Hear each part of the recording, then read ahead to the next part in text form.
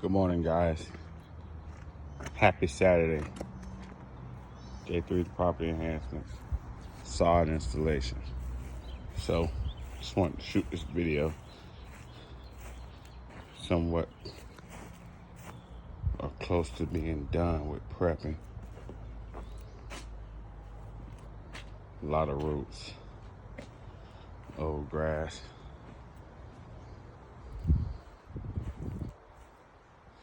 Some may say, wow, you still see some stuff down here. Yep, that is true.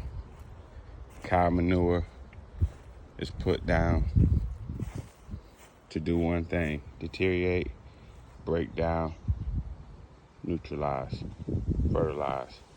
So all of this stuff that's on the ground, once the grass is laid on it, it's gonna smother it.